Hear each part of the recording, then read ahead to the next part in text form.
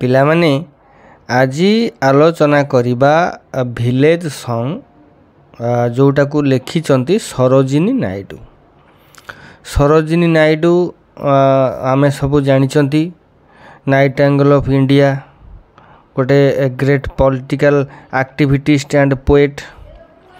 ଆଉ କ'ଣ ନା important figure in India's struggle for independence, ଭାରତର ସ୍ୱାଧୀନତା ସଂଗ୍ରାମରେ ତାଙ୍କର ଯେଉଁ ଅବଦାନ ବହୁତ ବଢ଼ିଆ। ତାଙ୍କର ଜନ୍ମ 13 ଫେବୃଆରୀ 1879, ମୃତ୍ୟୁ 2 ମାର୍ଚ୍ଚ 1949। ତ ସେ ଲେଖିଲେ କ'ଣ ଭିଲେଜ ସଙ୍ଗ। ଏଇ ଯେଉଁଟା ଭିଲେଜ ସଙ୍ଗ ଏଇଟା ପବ୍ଲିଶ ହେଇଥିଲା 1912ରେ।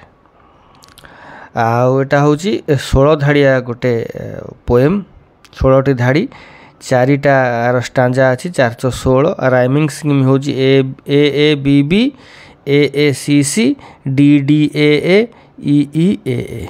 এইগুড়া ଯେଉଁ ରାଇମିଂ ସ୍କିମ୍ ଯେଉଁମାନେ ବୁଝିପାରୁନ, କନଫ୍ୟୁଜ୍ ଲାଗୁଛି, ମୁଁ ସନେଟ୍ରେ କହିଛି ସ୍ୱତନ୍ତ୍ର ଭିଡ଼ିଓରେ, ସନେଟ୍ରେ ଯାଇକି ଦେଖିବ। ଆର ଥିମ୍ଟା ହେଲା comparison between the human world and nature. ପ୍ରକୃତି ଏବଂ ହ୍ୟୁମାନ୍ ୱାର୍ଲଡ ବିଷୟରେ ଆର ଗୋଟେ କମ୍ପାରିଜନ୍ କରାହେଇଛି, ଆମେ ତାକୁ ଦେଖିବା।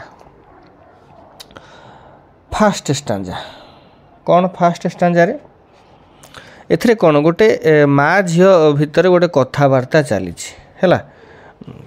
ସେ କଥାବାର୍ତ୍ତା, ମା କହୁଛି ଝିଅକୁ ବିବାହ କରିବା ପାଇଁ, ଝିଅ କହୁଛି ନା ନା ମୁଁ କିଏ ବାହା ହେଇକି ଫସିବ, ମୁଁ ଜଙ୍ଗଲକୁ ପଳାଉଛି, ମୁଁ ଯାଉଛି ରହିବି, ଏଇଭଳିଆ ଜିନିଷଟା କ'ଣ ଦେଖିବା। Honey child whether are you going, would you cast your jewels all to the breezes blowing, would you leave the mother who on golden grain has fed you, would you gripe the lover who is riding forth to wed।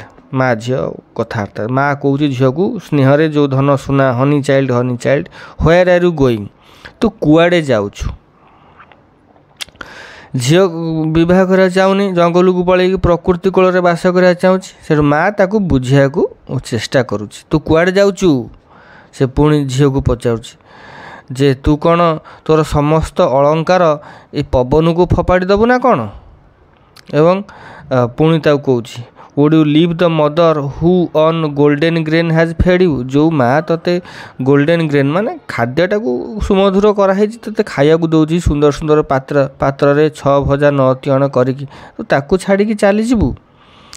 ତୁ କ'ଣ ଆଉ କ'ଣ ତୁ କ'ଣ ବିବାହ କରିବାକୁ ଆସୁଥିବା ତୋ ଯେଉଁ ଭାବି ସ୍ୱାମୀକୁ, ଲଭର, ତାକୁ କ'ଣ ଦୁଃଖ ଦେବୁ, ତାକୁ ଆଉ ଯେଉଁ ଶିଶୁପାଳ କରି ଛାଡ଼ିଦେବୁ, ଏଭଳିଆ କରିକି। ଝିଅ କୌଣସି ମତେ ନାରାଜ। ସେକେଣ୍ଡ ଷ୍ଟାଞ୍ଜା, ଝିଅ କହୁଛି mother mine to the wild forest I am going, where upon the champa boughs the champa birds are blowing, to the koel haunted river isle where lotus lilies glisten, the voices of the fairy folk R calling O listen. ସେଠୁ ଝିଅ ପୁଣି ମାଆକୁ କହୁଛି, କ'ଣ କହୁଛି ଯେ ମଦର mine, ହେ ମୋର ମା, ମୁଁ ଜଙ୍ଗଲକୁ ଯାଉଛି, ସେଠି ରହିବି। କାହିଁକି? ଜଙ୍ଗଲର ଚମ୍ପା ଗଛ ସବୁ ଅଛି, ଯାହାର ଡାଳରେ ସୁନ୍ଦର ଚମ୍ପା କଡ଼ ଗୁଡ଼ିକ ପ୍ରସ୍ଫୁଟିତ ହେଉଛି। ଆଉ କ'ଣ? ଜଙ୍ଗଲର ନଦୀ ପଠାକୁ କୋଇଲିମାନଙ୍କର ସର୍ବଦା ଆଗମନ ଘଟୁଛି ହେଲା, ଯେଉଁ କହିଛି କୋଏଲ୍ ହଣ୍ଟେଡ୍। ଏବଂ ସେଠାରେ ଆଉ କ'ଣ?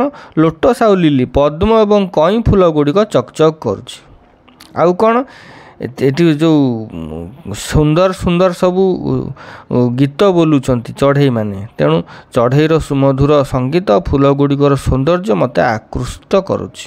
ତେଣୁ ପ୍ରକୃତି କୋଳକୁ ଡାକୁଥିବା ପରୀ ରାଇଜର ଲୋକମାନଙ୍କର କଣ୍ଠସ୍ୱର ମଧ୍ୟ ଝିଅଟି ଶୁଣିପାରୁଛି। ଓ ଲିସିନ୍, ଶୁଣୁ, ଫେରି ଫକ୍ ଶୁଣାଯାଉଛି।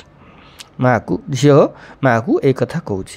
ପୁଣି ଷ୍ଟାଞ୍ଜା 3ରେ କ'ଣ ହେଇଛି? ମାଆ କହୁଛି ଝିଅକୁ, ହନି ଚାଇଲ୍ଡ ସ୍ନେହର ଝିଅ, the world is full of pleasure, of bridal songs and cradle songs and sandal scented leisures, your bridal robes are in loom, silver and saffron glowing, your bridal cakes are on the hearth, oh whither are you going। ମା କହୁଛି, ଝିଅ ତୁ କୁଆଡ଼େ ଯାଉଛୁ, କାହିଁ ସେଠି ଯାଉଛୁ। ଦୁନିଆଟା କେମିତି ମା ତାକୁ ବୁଝିବାକୁ ଚେଷ୍ଟା କରୁଛି। ତାକୁ ସେ ପାରିବାରିକ ଜୀବନ ସୁଖ ଆନନ୍ଦରେ ପରିପୂର୍ଣ୍ଣ ବୋଲି କହୁଛି। ଆଉ କ'ଣ କହୁଛି ଯେ ବିବାହ ଉତ୍ସବର ସଙ୍ଗୀତ ତଥା ଦୋଳରେ ଥିବା ଶିଶୁ ଲୋରି ସଙ୍ଗୀତ ଗାଇବା, ଏଥିରେ ତୁ ଆତ୍ମହରା ହେଇପାରିବୁ। ଜଙ୍ଗଲରେ କ'ଣ ଅଛି କାହିଁକି ଯାଉଛୁ? ଆଉ କ'ଣ ଜୀବନକୁ ମଧ୍ୟ ଉପଭୋଗ କରିବାର ଆନନ୍ଦମୟ ସମୟ ତୁ ପାଇପାରିବୁ ଏବଂ ତା ପାଇଁ ତିଆରି ହେଉଥିବା ବିବାହ ପୋଷାକ ବ୍ରାଇଡ଼ାଲ୍ ଡ୍ରେସ୍ ରୂପେଲି କମଳା ହଳଦୀ ରଙ୍ଗରେ ଚକଚକ୍ କରୁଛି। ତା'ର ବିବାହ ପାଇଁ ଯେଉଁ ପିଠାପଣା ଗୁଡ଼ା ଘରେ ପ୍ରସ୍ତୁତ ହୋଇ ରହିଛି। ତେଣୁ ଏଭଳି ପରିସ୍ଥିତିରେ ସେ ସେମାନଙ୍କୁ ଏବଂ ତା'ର ଜୀବନର ଆନନ୍ଦକୁ ଛାଡ଼ି କୁଆଡ଼େ ନ ଯିବା ଉଚିତ। ମା ଏ କଥା ପୁଣି ଝିଅକୁ କହୁଛି। ଫୋର୍ଥ ଷ୍ଟାଞ୍ଜାରେ କ'ଣ କହୁଛି ପୁଣି ଝିଅ ମାଆକୁ?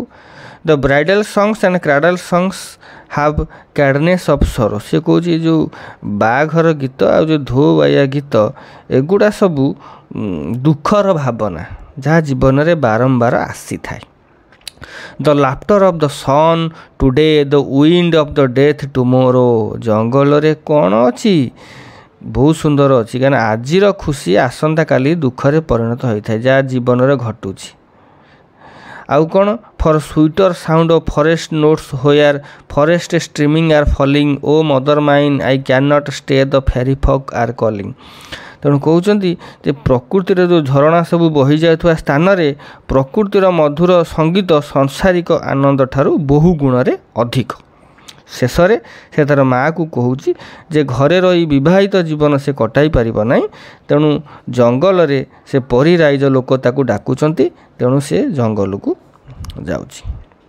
ତେଣୁ ପ୍ରକୃତି ଆଉ ପାର୍ଥିବ ଜୀବନ ଭିତରେ ଯେଉଁ ଡିଫରେନ୍ସଟା ସେଇ କଥା ଏଠି ଭିଲେଜ ସଙ୍ଗ କବିତା ମାଧ୍ୟମରେ ସରୋଜିନୀ ନାଇଡୁ ଆମକୁ କହିଛନ୍ତି। ଛୋଟ କବିତାଟେ, ମୁଁ ଆଶା କରେ ତୁମମାନଙ୍କୁ ବହୁତ ଭଲ ଲାଗିଥିବ।